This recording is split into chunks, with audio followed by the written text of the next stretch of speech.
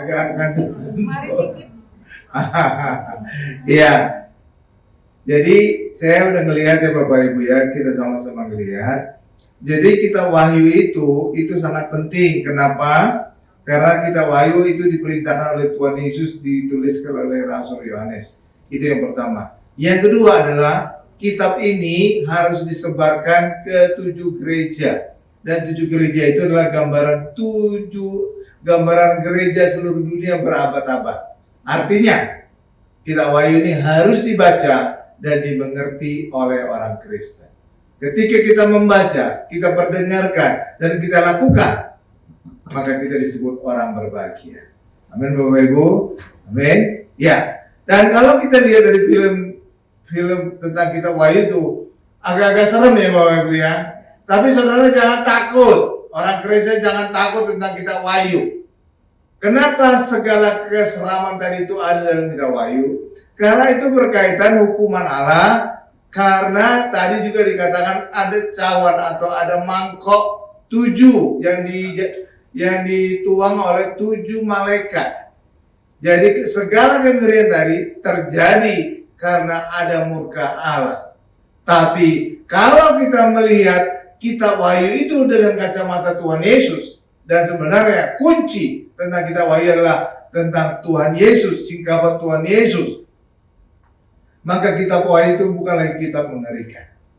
Cuma sayang disayang, anak kambing sayang. Bapak Ibu, nggak tahu gimana banyak pendeta mengkhotbahkan kitab wahyu itu tentang singkapan akhir zaman, singkapan tentang antikris, singkapan penghakiman pada akhir zaman. Ya, sehingga ada juga dikatakan tadi judgment day, the final judgment. Ya, saya ingin katakan bagi orang Kristen tidak ada lagi judgment, tidak ada lagi hukuman. Kenapa? Karena Tuhan Yesus telah menanggung segala dosa kita dan telah menjalani segala hukuman dosa kita.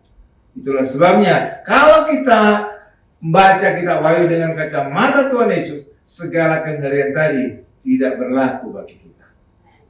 Karena segalanya telah Yesus jalani dan Yesus tanggung. Itulah sebabnya ada dikatakan ketika Tuhan Yesus berdoa di Taman Getsemani, Tuhan Yesus berkata, "Ya Bapa, kalau boleh lalukanlah cawan ini daripadaku, tapi bukanlah kehendakku, tapi kehendak-Mu yang terjadi." Artinya apa? Cawan murka Allah telah diminum habis oleh Tuhan Yesus. Itulah sebabnya 7 cawan tadi dalam film tentang kitab wahyu tadi tidak ada lagi pada orang Kristen. Dan karena tidak ada lagi murka Allah bagi orang Kristen, dan tidak ada hukuman Allah pada orang Kristen. Karena semuanya telah ditanggung oleh Tuhan Yesus dan telah dijalani oleh Tuhan Yesus. Amin Bapak Ibu. Nah itu makanya orang Kristen ya nggak perlu takut lagi baca kitab wahyu ya. Amin Bapak Ibu. Ya itu dia. Dan kitab wahyu ini kita penting juga, walaupun ditaruh di bagian belakang, ya. Karena apa pentingnya tadi saya sudah katakan, disuruh tulis oleh Tuhan Yesus langsung. Yang kedua harus disebarkan ke 7 gereja, artinya seluruh gereja harus membaca. Tapi walaupun ini kitab yang penting, tapi jangan dibaca pertama kali. Kenapa? Karena kitab wahyu adalah rangkuman dari seluruh kitab di Alkitab, mulai dari Kejadian sampai kitab Yudas. Kalau saudara tidak baca kitab-kitab sebelumnya, saudara nanti tidak ngerti. Oke Bapak Ibu ya, iya, nggak ngerti. Ya, karena itulah kita harus membaca kitab-kitab sebelumnya untuk kita bisa paham saat membaca kitab wahyu. Amin. Nah, jadi kitab wahyu itu adalah rangkuman dari seluruh kitab. Karena itulah sekarang saya akan menjelaskan ada suatu singkapan dari perjanjian lama terus sampai akhirnya nanti akan diulang lagi pada kitab wahyu. Ya, saya akan khotbahkan secara singkat, kesannya tidak berhubungan dengan kitab wahyu yang barusan kita tonton. Tapi nanti akhirnya saudara akan lihat, oh gitu toh itu diulang kembali dalam kitab wahyu. Ya, sekarang saudara pernah membayangkan tidak kira-kira gambaran perkemahan bangsa Israel di padang gurun? Bangsa Israel berjalan di padang gurun berapa lama Bapak Ibu? 40 tahun. 40 tahun. Iya. Iya, 40 tahun ya. Saudara tahu kenapa berjalan 50 tahun? Karena mereka tidak percaya pertolongan Allah saat masuk tanah Kanaan. Orang Israel ketakutan melihat begitu banyaknya raksasa di tanah Kanaan.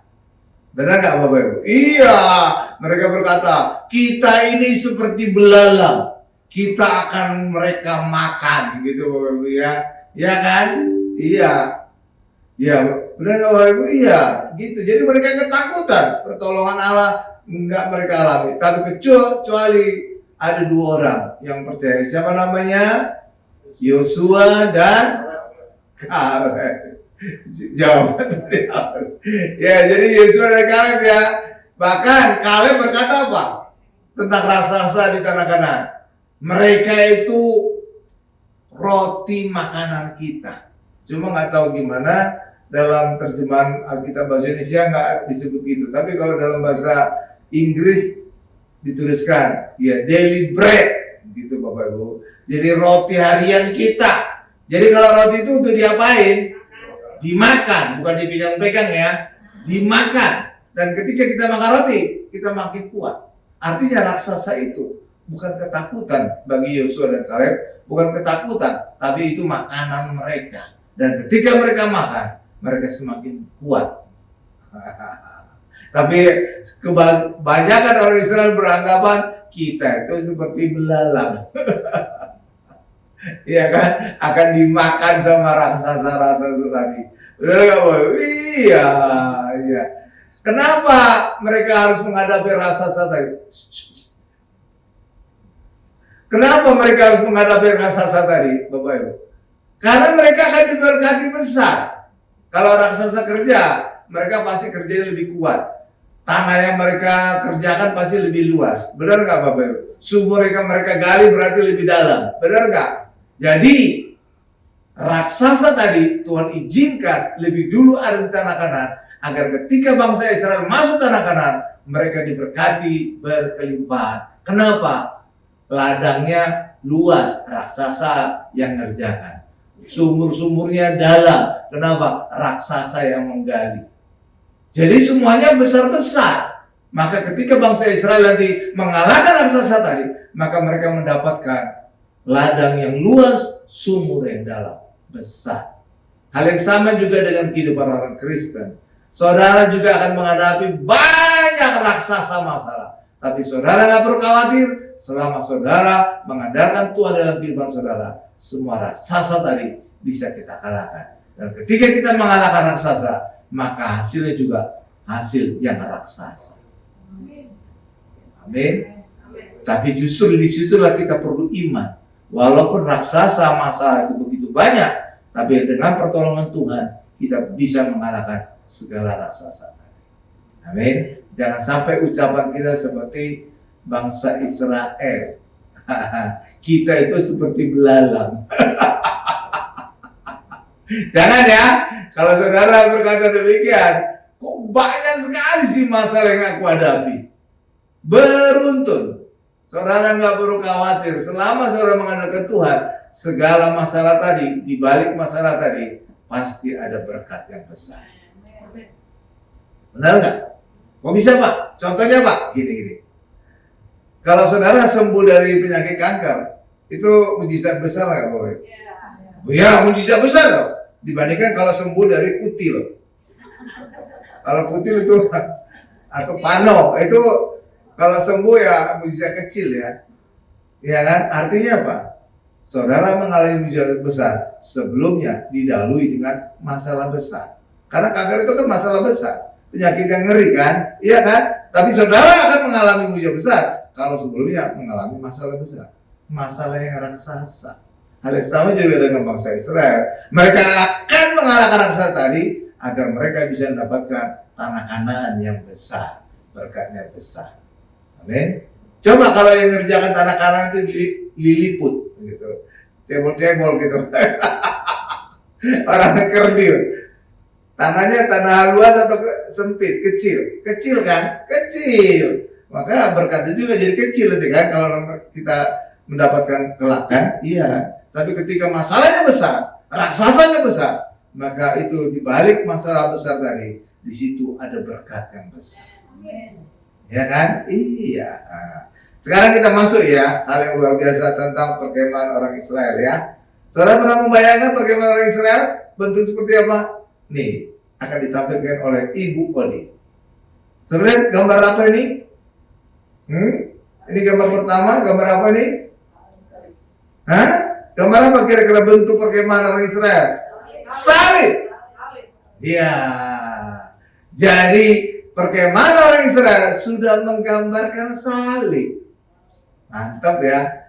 Dan sebelum perkemahan orang Israel, sebelumnya ketika mereka di Mesir, ada juga gambaran salib. Apa itu? Tanda darah di ambang pintu, di ambang atas, kiri dan kanan. Itu gambaran salib. Iya. Coba lihat salib saya yang di depan ini. Darah di ambang pintu di mana? Taruhnya di atas, kiri dan kanan kan? Lihat ini salib ini. Atas, kiri dan kanan. Nah, jadi tanda darah di ambang pintu tadi sudah gambaran salib. Dan tanda darah tadi membuat orang Israel bebas dari kematian anak sulung. Apalagi darah Yesus yang sebenarnya pada karya salibnya membebaskan kita dari kematian yang kekal. Nah, kan luar biasa kan? Jadi gambaran salib itu udah ada di ambang pintu dan juga di perkemahan orang Israel. Makanya mantap. Oke, iya. Nah, di tengah-tengah itu ada kayak asap putih. Saudara lihat ada asap putih di gambar itu? Yang tengah-tengah salib, ya? Gambar apa itu? Asap? Dapur? Bukan. Asap apa Bapak Ibu? Enggak. Apa itu? Awan. Tiang awan. Nah, jadi itu artinya apa di situ? Bait suci, kemah suci. Jadi perkemahan orang Israel mengelilingi kemah suci. Nah, nanti pertanyaannya akan mengarah ke situ ya. Jadi kira-kira ini dulu saya buka ya. Sedikit-sedikit saya buka. Karena nanti akan mengarah ke pertanyaannya ya. Nah, ini dia. Jadi bentuk perkemahan orang Israel itu bentuknya kayak salib. Oke? Ternyata ada lagi gambaran unik. Ternyata ini perkemahan itu ada berdasarkan, jadi salib itu kan ini salib Bapak Ibu. Ada bagian atas, ada bagian kiri, ada bagian kanan, ada bagian bawah. Dan perkemahan orang Israel itu terdiri atas 4 penjuru ini. 4 penjuru. Sedangkan suku Israel ada berapa? 12. Tapi dikurang 1. 11. Kenapa? Suku Lewi tidak termasuk berbentuk perkemahan ini. Perkemahan orang suku Lewi ada di sekitar pertengahan, tengah-tengah ada gambar kemah suci tadi. Jadi perkemahan orang Lewi mengelilingi kemah suci, bukan di sisi-sisi dari itu yang berbentuk salib tadi. Jadi 11 suku Israel membentuk salib. Berarti kalau dibagi 4, 11 dibagi 4 berarti rata-rata 3, ada kurang 1. Benar gak Bapak Ibu? Ya kan? 12 dibagi 4 itu 3 kan? Tapi ternyata ini kan 11, suku Lewi gak termasuk. Berarti 11 dibagi 4 sisi, atas, kiri, dan kanan. Berarti setiap sisi tadi ada berapa suku? 3, rata-rata 3. Benar gak? Tapi dikurang suku Lewi jadi 11. Lalu Pak, kok tetap bentuknya sama Pak? Karena ada satu suku yang double perkemahannya. Suku apa? Saudara bisa nebak suku apa yang double perkemahannya? Suku Batak. Bukan. Bukan suku Batak. Manado. Bukan. Suku apa yang double? Pokoknya Cluenya bukan. Cluenya adalah itu haknya suku Suluk, karena suku Suluk itu punya hak double berkat daripada suku yang lainnya. Suku sulungnya suku siapa? Ada yang ingat suku sulungnya Israel? Betul Ruben. Betul Ruben. Tapi kenapa dia tidak mendapatkan hak kesulungan? Saudara tahu kenapa? Karena suku Ruben genit banget. Gunik bapaknya aja dia zinahi, kan gawat itu kan, kurang ajar ya. Iya, anak sulung tapi kelakuannya minus banget. Masa gunik bapaknya dia zinahi, kan kurang ajar ya. Ya, itulah guniknya Yakub. Ada yang ingat gundiknya Yakub yang dijinai oleh si Ruben? Namanya siapa? Onsu. Bukan. Itu Ruben Onsu itu. Bukan. Ada yang tahu? Siapa nama gundiknya Yakub yang dijinai oleh si Ruben? Nggak ada ingat? Namanya inisialnya B. Betul, Bilha. Jadi Bilha ini mungkin cantik ya, sampai si Ruben itu mata gelap, sehingga dia zinahi itu gundik bapaknya. Makanya kurang ajar. Akhirnya apa? Hak kesulungannya dicabut. Dialihkan ke suku apa? Ada yang tahu? Ada yang tahu? Suku siapa akhirnya mendapatkan hak kesulungan? Ada? Sekalian aja jadi pertanyaannya kali ya, Bu ya. Ya, suku apa yang akhirnya mendapatkan hak kesulungan? Ya, siapa jawab tadi itu? Oh ya, orang dalam.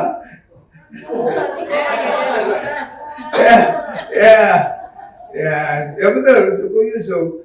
Ya, suku Yusuf itu mendapatkan jadi jatah 2 perkemahan, dan itu kelak akan menjadi gambaran dapat jatah tanah Kanaan double. Dinyatakan atas nama siapa suku Yusuf tadi double tadi? Jawab si orang dalam. Siapa? Iya, si Niko dapat payung aja lah. Ya, Niko, apa yang itu suku Yusuf terpecah jadi 2? Suku Yusuf terpecah 2. Yang paling sulung namanya Manase, yang nomor 2 Efraim. Ya, betul. Itulah sebabnya kalau Bapak Ibu melihat peta dari perkemahan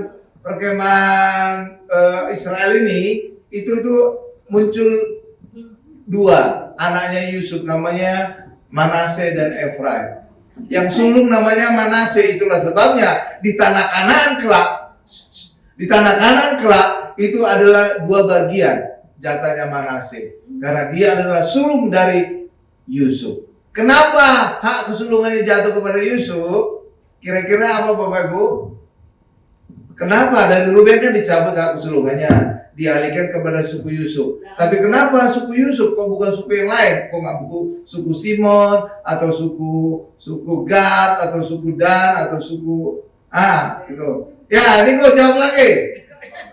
Nggak apa-apa. Kalau yang nggak ada yang tahu, ya udah. Kenapa suku Yusuf yang dapatkan hak kesulungan kalau bukan suku Simeon atau suku Benjamin? Karena dulu waktu di Israel ada bencana di tanah Kanaan ada bencana kelaparan. Di mana? Di Kanaan ada bencana kelaparan. Enggak, di Bekasi itu. Enggak ada di tanah Kanaan kelaparan. Mesir. Itu baru benar. Di Mesir. Saya pikir ada. Mesir. Iya. Di Mesir ada kelaparan. Iya, betul. Yusuf yang berjasa. Iya, jadi Yusuf yang berjasa. Itulah sebabnya hak kesulungan dari Ruben dialihkan ke suku Yusuf, dan itulah dinyatakan lewat anaknya namanya Manase dan Efraim. Amin. Jadi ada ceritanya gitu ya Bapak Ibu ya. Makanya di perkemahan ini ada muncul perkemahan Manase dan Efraim, dan gambaran perkemahan ini kelak akan dinyatakan dalam gambaran pembagian tanah Kanaan. Oke. Jadi pembagian tanah Kanaan itu dibagi atas berapa suku? Bapak Ibu, berapa suku pembagian tanah Kanaan? Jangan 12. Tadi kan suku Lewi kan nggak berlaku. 11 karena suku Lewi nggak dapat hak tanah warisan. Dia bertugas mengurus bait Allah. Oke, makanya Tetapi pembagian tanah Kanaan tetap 12. Kenapa? Suku Yusuf dapat double jatah. Dan itu diberikan kepada dua putranya Yusuf yang bernama Manase dan Efraim.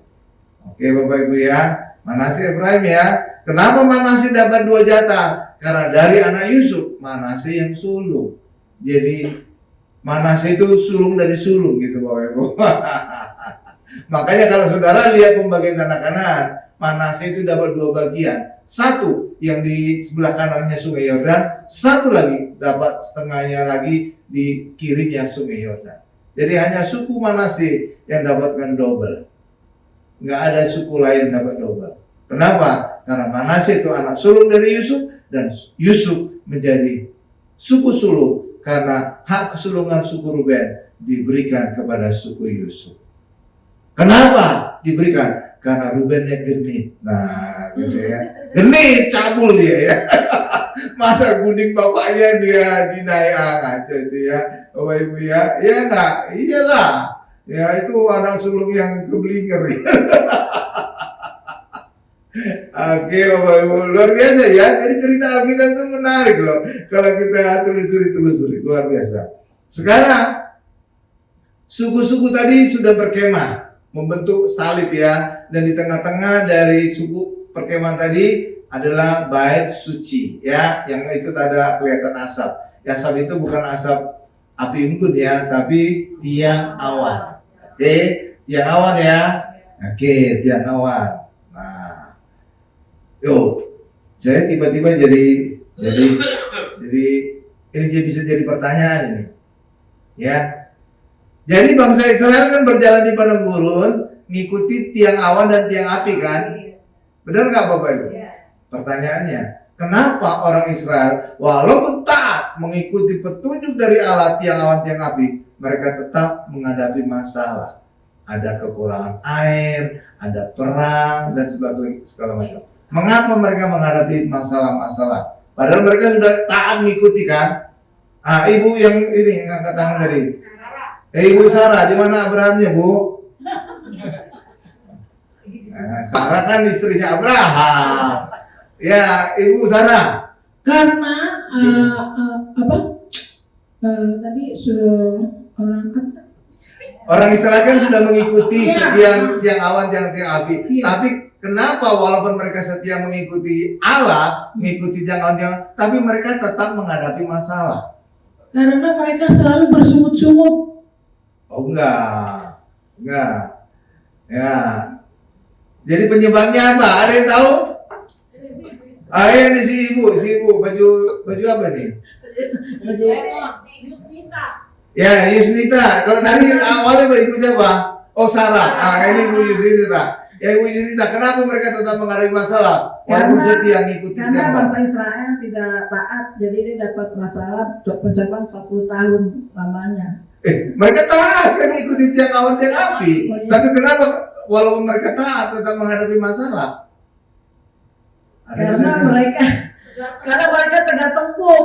Oh enggak. Ya, oke, saya jawab aja lah. Udah kelamaan soalnya. Ya, jawabannya adalah karena lewat masalah tadi Allah bisa menunjukkan kuasanya, kemuliaannya, sehingga orang Israel semakin mengenal tentang Allahnya. Sama seperti juga orang Kristen, ketika kita taat kepada Tuhan Yesus, tidak berarti kita bebas dari masalah. Tapi saudara jangan bersungguh-sungguh kepada Allah ketika menghadapi masalah. Kenapa? Karena di balik masalah tadi, Tuhan telah menyiapkan berkat mujizat bagi kita. Itu. Coba saudara lihatlah, apapun masalah yang dihadapi orang Israel, mereka akan menghadapi solusinya kan, diberikan solusi kan, ya kan? Iya, dan juga mereka kan bukan melanggar dari perintah Tuhan, orang mereka ngikuti kok tiang awan tiang api, kan artinya mereka patuh tuh, iya kan? Iya patuh tuh, kecuali kalau tiang awannya ke kiri mereka ke kanan, itu jelas udah melanggar. Lah ini kan mereka ngikuti terus kan. Tapi kenapa tetap mereka menghadapi masalah? Karena di balik masalah tadi Tuhan ingin menunjukkan kuasa mujizatnya pada orang Israel. Hal yang sama juga dengan kita orang Kristen. Ketika kita taat beribadah, taat kepada Tuhan Yesus, tidak berarti kita bebas dari masalah. Karena Tuhan tidak pernah menjanjikan kita bebas masalah. Tetapi di balik masalah tadi, Tuhan pasti memberikan solusi. Karena Tuhan Yesus adalah jawaban. Jadi jawaban itu pasti selalu ada masalah duluan. Kunci jawaban, kunci soal, pasti sebelumnya ada soal kan? Nggak ada artinya kunci soal kalau seandainya nggak ada soalnya. Ya kan? Nggak ada artinya. Ya benar. Solusi juga nggak ada artinya kalau nggak ada masalah duluan. Harus ada masalah dulu.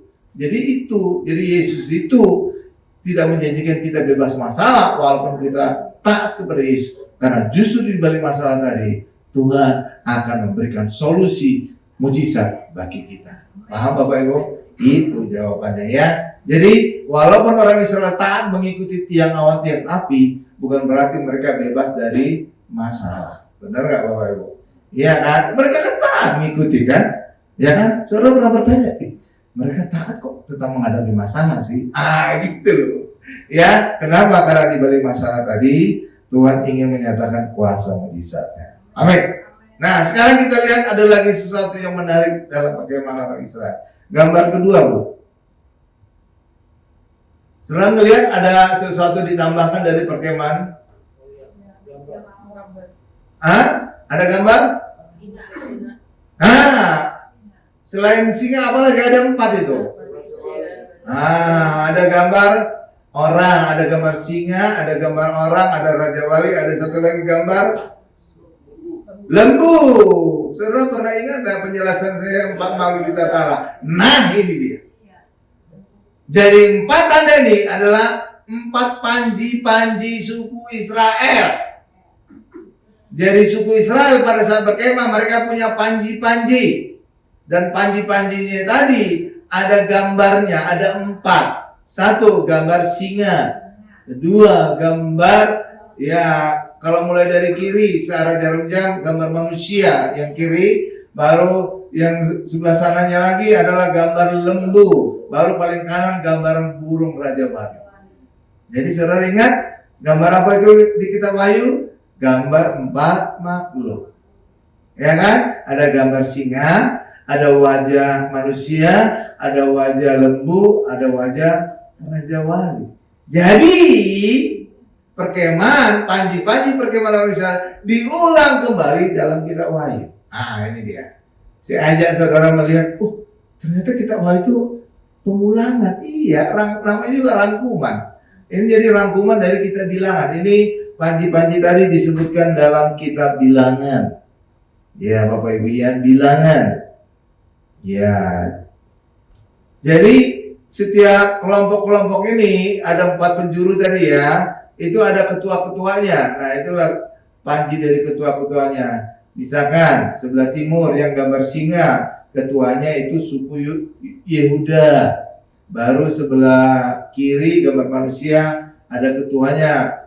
Itu bisa digedein dah, Bu. Kelihatan nama suku-suku yang setiap kelompok-kelompok tadi.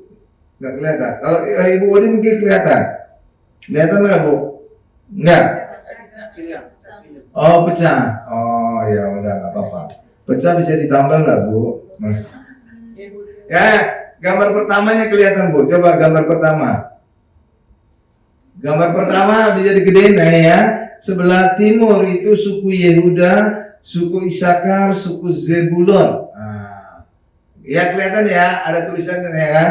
Baru suku berikutnya itu diketuai oleh suku Ruben. Di situ ada suku Simeon, ada suku Gad. Lalu suku berikutnya ada Efraim, diketuai oleh Efraim. Anggotanya Manase dan Benjamin. Baru suku berikutnya suku Dan, diketuai oleh Dan. Ada suku lain Aser dan Naftali. Oke ya, ada kelihatan kan? Kelihatan nggak tulisannya, Bu, Bapak Ibu? Jadi itu ada 4 kelompok suku ya, ada ketuanya masing-masing. Ada diketuai oleh Yuda, ada diketuai oleh Ruben, ada diketuai oleh Efraim, ada diketuai oleh Dan. Oke? Nah, setiap kelompok suku tadi ada panji-panjinya. Dan panji-panjinya itu ada gambar singa, ada gambar manusia, ada gambar lembu, dan ada gambar Raja Wali. Oke? Kalau zaman dulu panji-panji itu untuk panji perang. Jadi biasanya kalau ada pasukan itu mereka bawa kayak bendera, itulah istilahnya panji ya. Jadi zaman dulu itu udah ada. Jadi sebenarnya Alkitab itu sudah menggambarkan ya bawa panji-panji, ya kan Bapak Ibu ya. Jadi luar biasa. Jadi gambarannya apa? Gambar singa, manusia, lembu dan Raja Wali ya. Coba Bu, tampilkan gambar yang ketiga. Jadi panji-panji, ini panji-panjinya ya. Ada gambar singa, ada gambar manusia, ada gambar lembu, ada gambar Raja Wali. Nah, Yehuda gambarannya singa, ada tulisannya itu ya. Saudara kelihatan nggak? Ada tulisannya Yehuda, gambar singa. Gambar manusia, suku Ruben. Gambar sapi, lembu, Efraim. Nah, gambar burung Raja Wali, suku Dan. Oke? Nah, sekarang berikutnya. Rahasia mulai disingkapkan pelan-pelan. Ya, ternyata itu tadi panji-panji tadi bisa kita baca dari ayatnya Bilangan ya. Bilangan. Coba kita baca satu ayat aja lah. Bilangan 2 ayat 2 Bu. Bilangan. Jadi bilangannya itu sebenarnya sampai 31, tapi jangan kita baca sampai semua. Satu ayatnya kita baca sebagai contoh ya. Nanti sisanya Bapak Ibu baca di rumah ya. Bilangan 2 ayat 2. Orang Israel harus berkemah masing-masing dekat panji-panjinya menurut lambang suku-sukunya. Mereka harus berkemah di sekeliling kemah pertemuan agak jauh dari padanya. Agak jauh.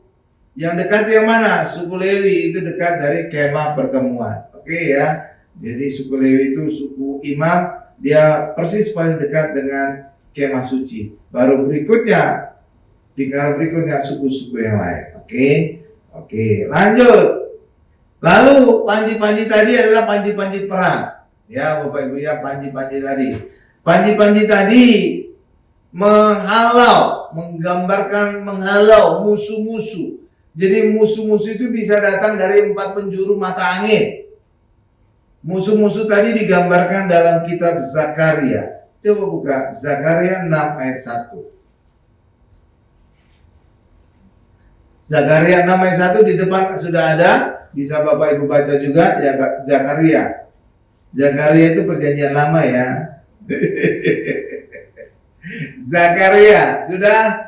Zakaria 6 ayat 1 sampai 7 saya bacakan ya. Aku melayangkan mataku pula, maka aku melihat tampak keluar 4 kereta dari antara 2 gunung. Adapun gunung-gunung itu adalah gunung-gunung tembaga. Ayat 2. Kereta pertama ditarik oleh kuda merah. Ada kudanya, ada warnanya lagi merah. Kereta kedua oleh kuda hitam. Ayat 3. Kereta ketiga oleh kuda putih. Dan kereta keempat oleh kuda berbelang-belang dan berloreng-loreng. Lorengnya warna apa? Saudara ingat nggak? Dalam kitab Wahyu sebelumnya hijau kuning. Jadi belangnya hijau kuning ya. Jadi ini nanti akan diulang lagi dalam kitab Wahyu. Jadi cakep ya. Jadi saudara melihat yang lama sih diulang juga dalam kitab Wahyu. Oke, lanjut. Mana tadi itu? Ulang. Ayat 4. Berbicaralah aku kepada malaikat yang berbicara dengan aku itu. Apakah arti semuanya ini, Tuanku? Ayat 5. Berbicaralah malaikat itu kepadaku. Semuanya ini keluar ke arah keempat mata angin. Katakan keempat mata angin. Ya, mata angin ada berapa? Sebenarnya ada 8. Tapi yang utama 4. Timur, barat, utara, selatan. Tapi sebenarnya di antara itu ada lagi ya. Makanya ada nyanyi waktu saya masih kecil. Timur, tenggara, utara, selatan, barat, daya, barat, laut, utara, timur, laut. Gitu Bapak ya. Mesti ingat juga saya ya. Jadi sebenarnya ada 4 mata angin, tapi di antara 4 mata angin itu ada lagi mata angin yang lainnya seperti timur, tenggara, selatan, barat daya, barat laut, utara, timur laut. Jadi yang utama ada 4, timur, barat, utara, selatan. Oke? Jadi inilah yang dikatakan 4 ini, keempat mata angin ya. Jadi timur, barat, utara, selatan. Sesudah mereka menghadap kepada Tuhan seluruh bumi. Ayat 6. Yang ditarik oleh kuda hitam itu keluar ke arah utara. Keluar ke arah utara. Kalau dia keluar ke arah utara, sebelumnya dia berasal dari mana? Selatan. Selatan kan berlawanan dengan utara kan? Jadi kalau dia ke arah utara, berarti asalnya dari mana? Selatan. Oke, lanjut. Yang putih itu keluar ke arah barat. Berarti sebelumnya dari mana dia? Dari timur. Oke, jadi udah dua mata angin ya. Jadi selatan, timur. Terus lanjut lagi. Yang belang-belang itu keluar ke tanah selatan. Berarti dia berasal dari mana? Utara. Nah, berarti belum ada satu lagi mata angin. Mata angin apa itu? Barat, betul. Lanjut. Dan yang merah itu keluar gelisah untuk pergi, hendak menjelajahi bumi. Lalu berkatalah ia, pergilah, jelajahilah bumi. Maka mereka menjelajahi bumi. Jadi yang belum barat. Jadi kereta kuda merah bergerak dari barat. Jadi sudah 4 mata angin ya. Coba ulang lagi. Timur siapa tadi? Si kereta warna apa?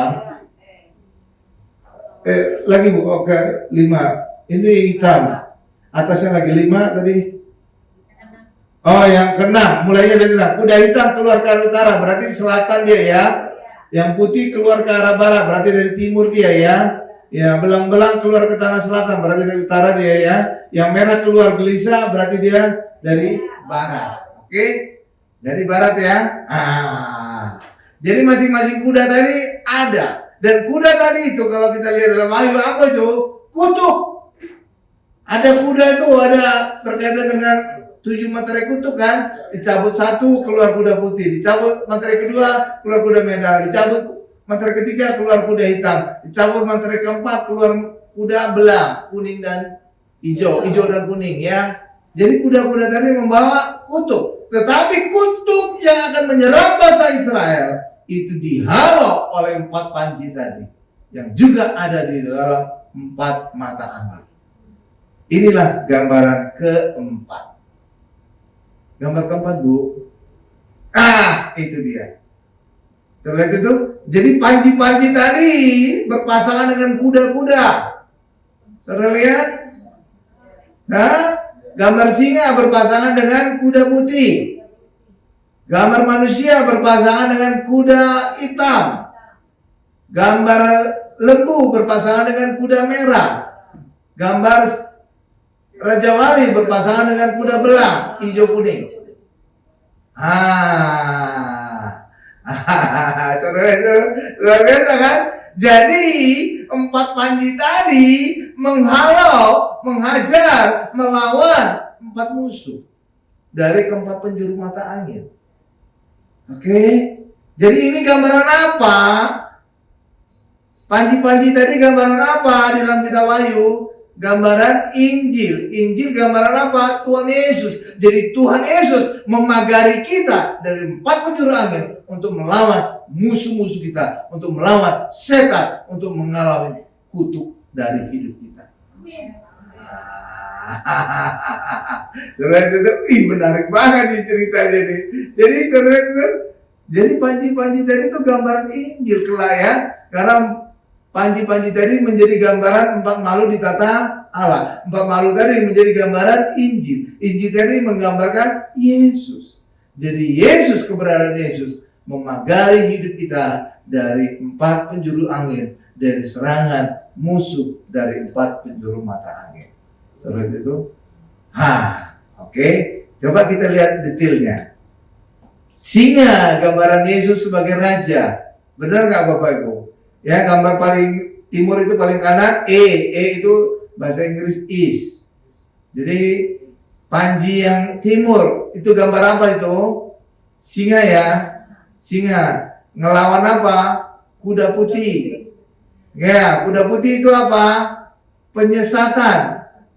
Jadi penyesatan bisa kita halau, bisa kita hadap, bisa kita lawan kalau kita menjadikan Yesus sebagai raja di dalam kehidupan kita. Saudara lihat itu, karena singa itu gambaran raja. Oke, Bapak Ibu ya. Oke, lanjut. Kuda merah. Kuda merah kan? Ya, yang baratnya W, yang ada gambar tulisan W. W itu west. Ya, barat dalam bahasa Inggris ya. Kuda merah dihalau oleh gambar apa itu? Panji, gambar apa? Lembu ya. Lembu kan? Lembu. Lembu gambaran apa? Hamba. Jadi kita Markus itu ya, hamba. Kalau dari singa itu gambaran kitab Injil Matius. Ya, hamba artinya apa? Yesus sebagai hamba. Kalau kita mengandalkan Yesus yang mengerjakan segala hidup kita, mengandalkan anugerah, maka kita dibebaskan dari hilangnya damai sejahtera. Amin Bapak Ibu. Iya, jadi karena kuda merah itu menghilangkan damai sejahtera. Oke, kalau kuda putih tadi apa? Mendatangkan kutuk apa? Penyesatan. Jadi penyesatan dihalau oleh gambar singa, artinya penyesatan bisa kita halau kalau kita jadikan Yesus sebagai raja di dalam kehidupan kita. Lalu hilangnya damai sejahtera yang dilakukan oleh kuda merah itu dihalau dengan gambar panji lembu. Lembu gambarannya kalau kita menjadikan Yesus yang mengerjakan kehidupan kita. Oke Bapak Ibu ya. Lalu gambar kuda hitam. Itu ada panji. Gambar apa panjinya?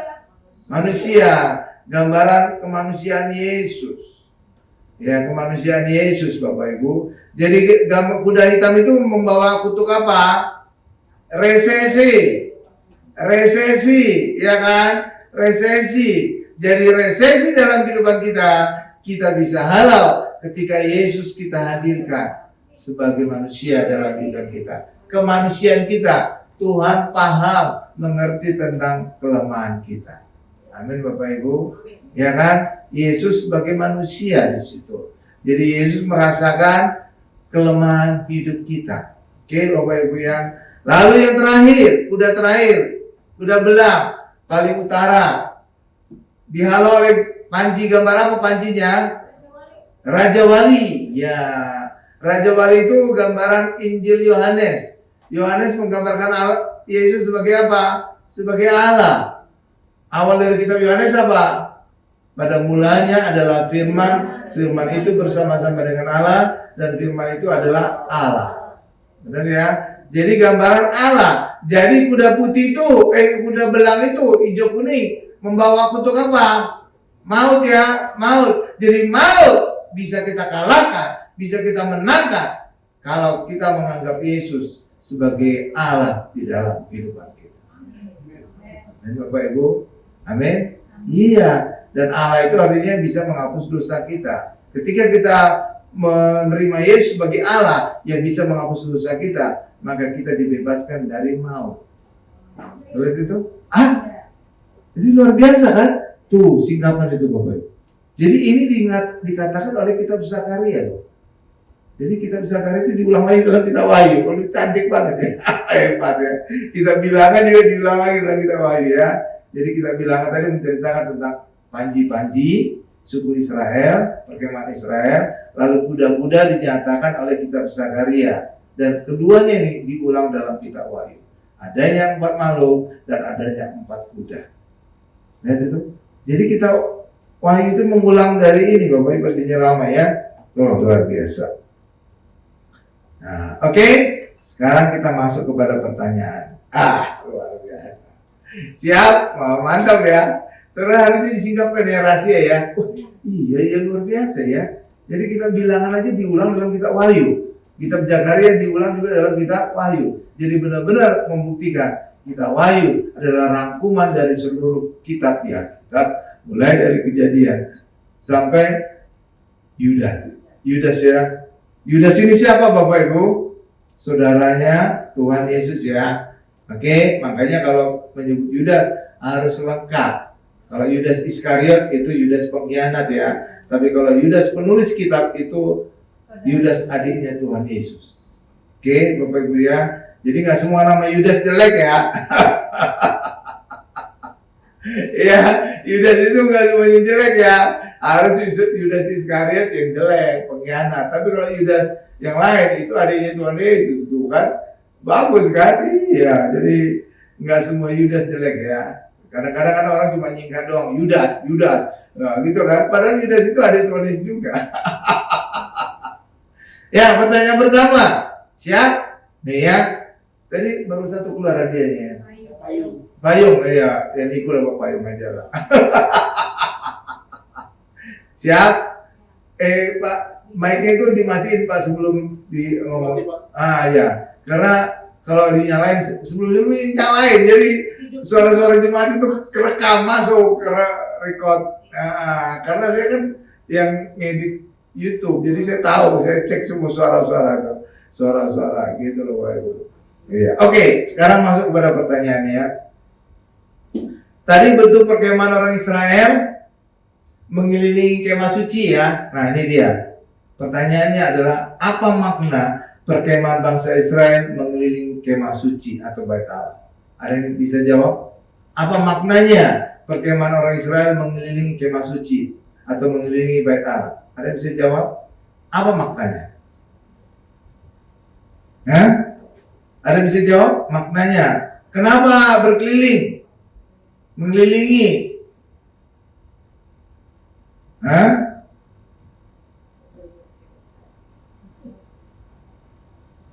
Nggak ada. Ya udah saya buka sedikit lah biar bisa jawab.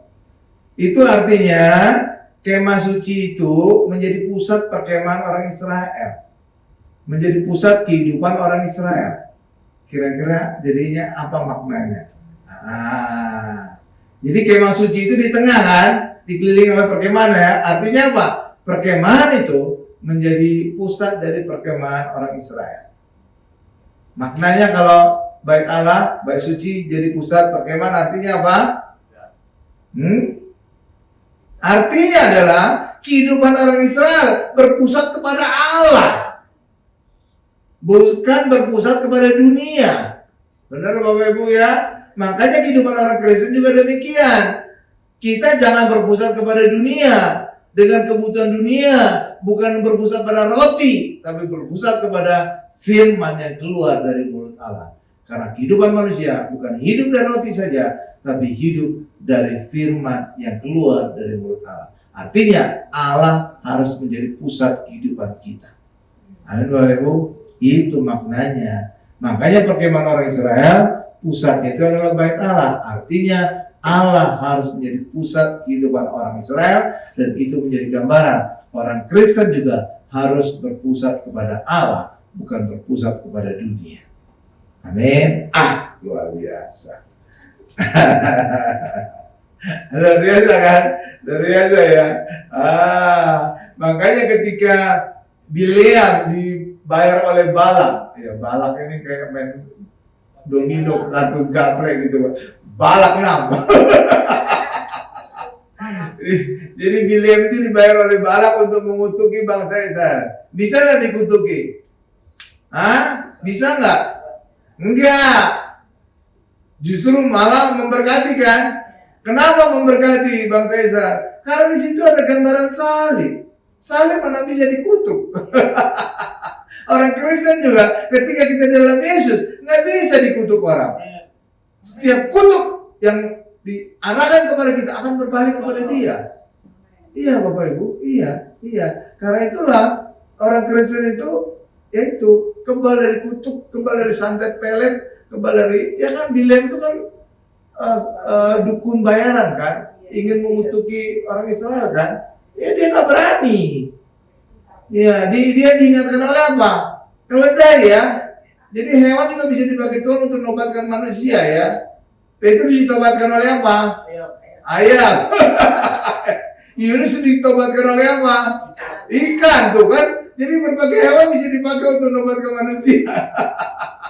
Saudara juga jangan ditobatkan oleh ikan teri gitu ya.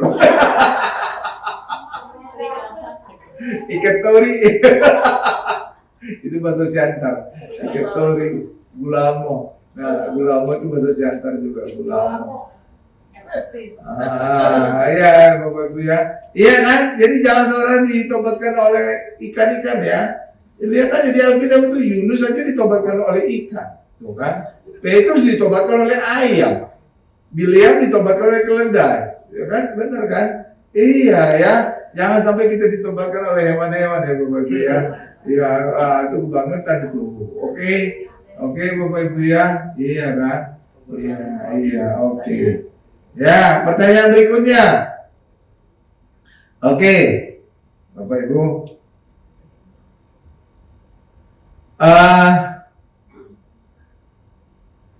Saudara tahu enggak kenapa suku Lewi bisa dipilih Tuhan menjadi suku imam?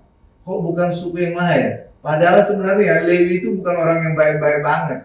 Malah dia sebenarnya ditegur oleh Yakub. Dia itu termasuk orang yang sadis. Kenapa sadis? Karena dia menipu. Karena adik mereka Dina saja diperkosa oleh seorang laki-laki. Lalu apa? Pakai trik bahwa mereka akan diterima sebagai mantunya Yakub, menikah dengan Dina kalau mereka mau disunat. Dan ketika akhirnya mereka mau disunat, pada saat sakit-sakitnya baru disunat, disitulah Lewi menyerang orang tadi. Keluarganya semua dibunuh. Dan ini dianggap oleh Yakub sebagai sadis. Jadi suku Lewi itu, si Lewi ini sebenarnya orang yang sadis. Lalu pertanyaannya, kenapa orang yang sadis ini keturunannya diangkat menjadi suku imam? Harusnya kan imam itu kan orang yang bagus gitu ya, orang yang baik. Kok justru orang yang sadis? Ada yang tahu kenapa suku Lewi diangkat sebagai suku imam? Nah, itu bapak baju putih. Nah, baju putih. Entar Pak, ada mic dulu supaya suara bapak direkam. Jawabannya. Kenapa suku Lewi diangkat sebagai suku imam? Padahal bukan suku yang baik itu si Lewi. Karena pada saat orang-orang Israel itu menyembah lembu emas, Iya. itu suku orang-orang Lewi itu tidak ikut serta menyembah lembu emas itu. Sedikit lagi Pak, sedikit lagi. Iya. Udah nyerempet, udah nyenggol. Nyenggol. Yang saya tahu itu Pak. Oh ya, oke, makasih. Ada lagi jawaban? Nggak, oke, saya jawab ya. Sebenarnya semua bangsa Israel itu menyembah patung lembu emas. Tetapi ketika Musa turun, dia kemudian membanting dua loh batu sampai pecah, sehingga harus dibuat lagi, kemudian dibawa ke Gunung Sinai, ditulis kembali oleh Allah. Musa menantang atau mengundang orang Israel, siapa kamu yang berpihak kepada Allah? Siapa di antara kamu yang berpihak kepada Allah? Ternyata hanya suku Lewi yang berpihak kepada Allah. Hanya satu suku. Itulah sebabnya suku Lewi dianggap Allah, ada di pihak Allah, maka suku Lewi lah yang dianggap sebagai suku imam. Sebenarnya suku Lewi juga ikut menyembah patung lembu emas. Tetapi ketika ditantang oleh Musa, siapa kamu yang ada di pihak Allah? Mari datang kepadaku. Yang datang cuma suku Lewi. Oke Bapak Ibu, karena mereka ada di pihak Allah, makanya suku Lewi lah yang kemudian diangkat menjadi suku imam. Tapi saudara juga harus tahu, kenapa suku Lewi yang mendukung Musa? Saudara tahu kenapa? Saudara tahu kenapa? Karena Musa itu suku Lewi. Harun itu suku Lewi. Kan Harun itu imam kan? Lah Harun itu abangnya si Musa. Jadi Musa itu suku siapa? Suku Lewi juga. Maryam juga suku Lewi. Makanya suku Lewi yang mendukung mereka sesama suku. Iya nggak mau. Jadi ada latar belakang di belakangnya gitu ya. Sama juga seperti kenapa Yudas yang mengkhianati Tuhan Yesus? Kok bukan yang lain? Kok bukan Matius? Kok bukan yang lain gitu ya? Kenapa? Karena Yudas satu-satunya orang Yudea yang bisa dekat kepada imam, sehingga dia bisa kong kali kong dengan imam. Kalau yang lain itu dari Galilea, orang Galilea dekat aja ke imam diusir. Kamu itu nggak layak, level iman kamu itu di bawah kami.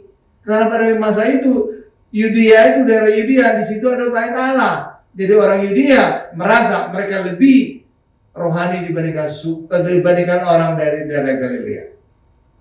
Amin. Makanya orang Galilea nggak mungkin berkhianat. Karena apa? Dekat saja kepada imam, mereka akan diusir. Tapi hanya satu yang bisa mendekat, itulah Yudas Iskariot. Karena Yudas dari daerah Yudea.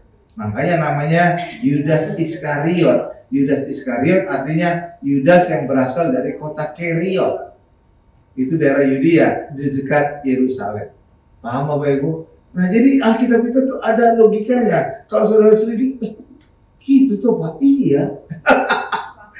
Oh waktunya, oh iya. Oh iya. Tapi untung ini ibadah terakhir jadi udah ini. Sampai jam 12 malam siap? Ya enggak. Udah berapa hadiahnya keluar? Kalau yang itu dapat ya Bapak yang tadi. Oh ya udah nyenggol, ya udah, ya. Pokoknya kita bayar hati aja. Ya. Oh Pak Siman ya, oh Siman. Itu orang Batak atau bukan?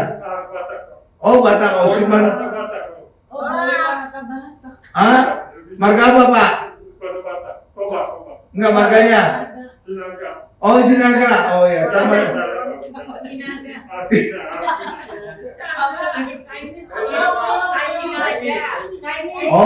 Oh Cinaga, oh iya sama dengan istri saya Cinaga.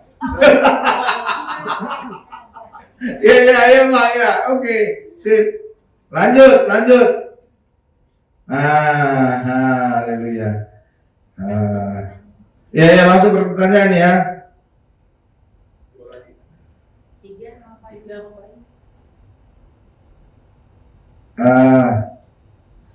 Oh ya. Ini Pak, ini Bapak Ibu. Ini pertanyaan. Udah berapa tadi? 2 ya? Tadi 2 sama Pak Yu, 3 lagi. Oh 3 lagi. Oh iya, oke. Ini satu benar-benar ada catatan, 2 lagi ngarang nanti Bapak Ibu. Tenang aja. Pendeta itu bisa ngarang, karena banyak sekali ayat yang udah dihafal. Oke ya. Nih pertanyaannya. Ketika air bah selesai, itu kan ada tanda pelangi. Ya nggak Bapak Ibu? Pelangi itu tandanya artinya apa? Tidak ada lagi hukuman Allah ya, tidak ada lagi murka Allah. Seperti gini ya, pelangi ya. Tidak ada lagi hukuman Allah ya. Nah, pertanyaannya adalah pada saat Tuhan Yesus mati terjadi kegelapan. Kegelapan itu karena apa? Nah, ada yang tahu? Karena ada pendapat-pendapat yang macam-macam tentang kegelapan selama 3 jam, mulai dari jam 12 siang sampai jam 3 sore. Kegelapan itu terjadi karena apa? Ya, Ibu tadi yang angkat tangan. Ada lagi? Enggak, Ibu inilah. Ibu Sarah. Ya, Ibu Sarah. Iya, karena dia nama Alkitab jadi paham juga Alkitab. Ya, Ibu Sarah, kenapa pelangi tadi terjadi? Kegelapan. Karena terjadi gempa bumi. Oh, apa hubungannya pelangi sama gempa bumi? Kegelapan itu apa hubungannya gempa bumi? Kan ada Bu? Ini apa Tuhan menyatakan kuasanya? Tuhan menyatakan kuasanya. Kegelapan itu Tuhan menyatakan kuasanya. Oh enggak. Ada yang bisa jawab? Ada pendapat itu yang di belakang, Ibu atau Bapak di belakang itu? Terjadi kegelapan 3 jam ketika Tuhan Yesus disalib. Kegelapan itu terjadi karena apa? Tuhan Yesus adalah terang dunia. Terus? Kenapa jadi gelap? Iya kan? Ada kan kegelapan kan jam 12 sampai jam 3 kan? Nah, kegelapan itu terjadi karena apa? Karena lampunya mati listrik, nggak ada.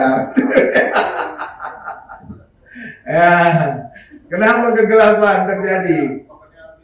Tokennya habis ya, belum bayar PLN. Ada yang bisa jawab? Nggak ada. Nih saya jawab ya. Ada 2 pendapat. Ada satu pendapat ini dari pendeta besar, tapi udah almarhum ya. Pendeta besar ini berkata, kegelapan selama 3 jam pada saat Tuhan Yesus disalibkan itu terjadi karena gerhana matahari. Tapi saya berpendapat berbeda. Kenapa? Itu bukan kegelapan karena gerhana, tapi kegelapan karena awan akan hujan. Karena apa? Karena tidak lama kemudian pada saat Yesus mati di atas kayu salib turun hujan, dan hujan di tengah hari akan menghasilkan pelangi. Kenapa bisa hujan tengah hari menghasilkan pelangi? Karena titik-titik air hujan tadi dipantulkan, memantulkan sinar matahari. Itulah sebabnya kalau saudara perhatikan, ketika hujan tengah hari pasti terjadi pelangi. Pasti.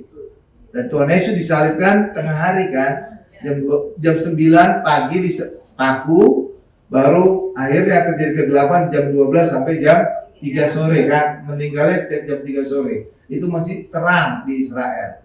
Jadi kegelapan itu terjadi karena mendung yang sangat tebal, dan mendung ini kemudian turun hujan, dan ketika hujan tengah hari disitulah terjadi pelangi. Dan pelangi ini sama dengan setelah air bah mengatakan Allah tidak murka lagi kepada manusia karena Tuhan Yesus telah menghapus dosa manusia.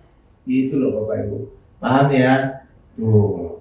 Oke, paham? Nah, nggak ada lagi? Oh,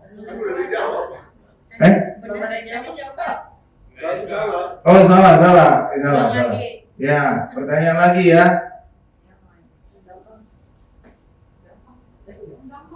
Biar dapat.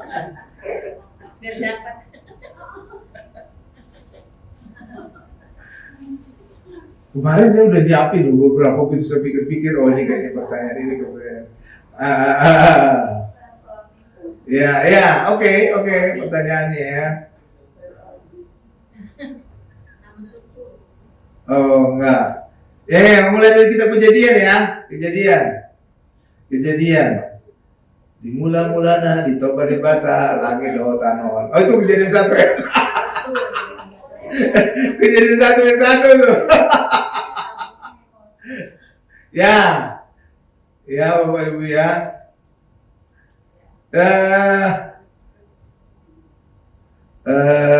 Adam dan Hawa ketika mereka itu jatuh dosa, mereka kemudian sadar mereka telanjang. Mereka sadar mereka telanjang ya. Pertanyaannya, apakah sejak awal mereka telanjang atau tidak? Siapa bisa jawab?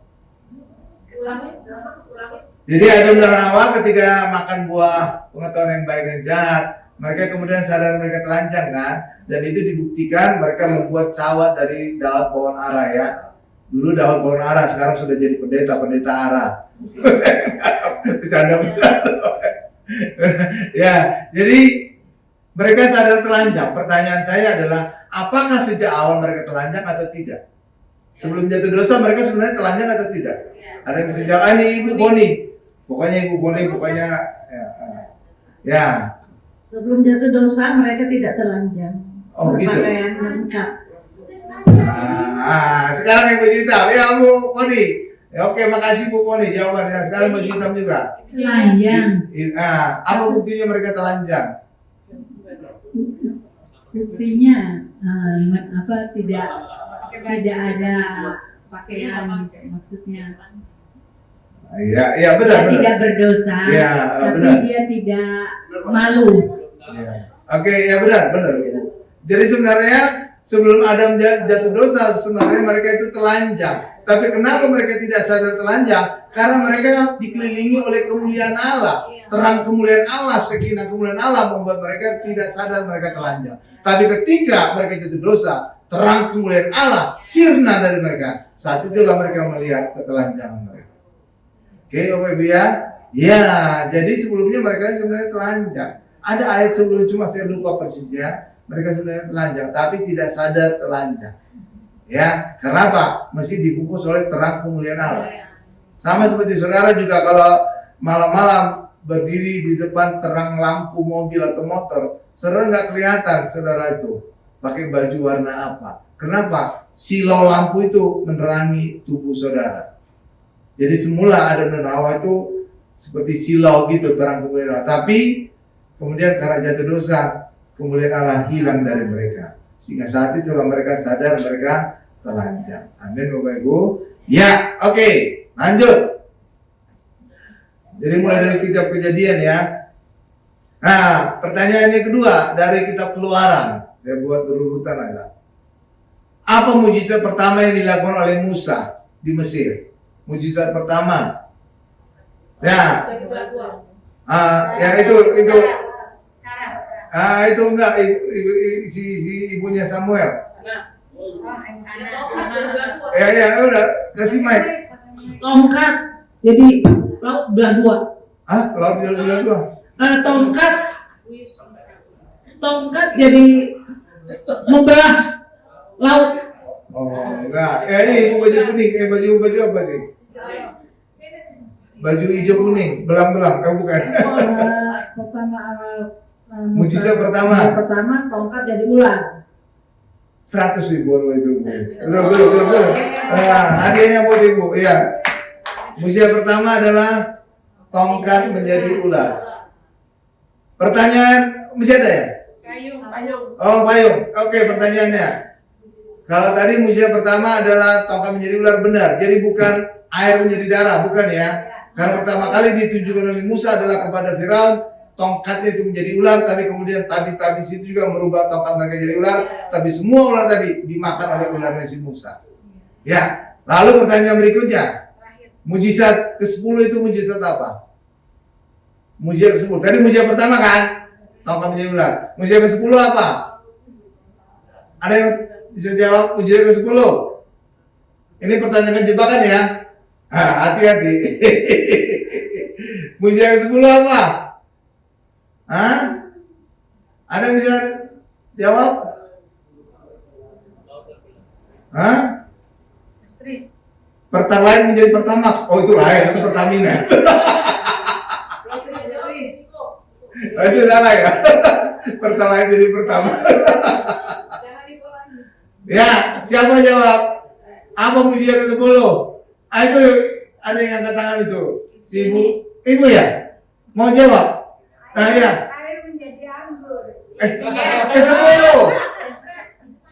Mujizat ke-10. Air menjadi teh. Jadi kopi. Minum. Nah itu tanya Pak Niko tuh bagaimana merubah air menjadi Milo. Ada itu air menjadi Milo. Tanya Pak Niko tuh. Ada yang bisa mujizat ke-10? Apakah mujizat ke-10 itu matinya anak sulung? Ada yang setuju atau enggak?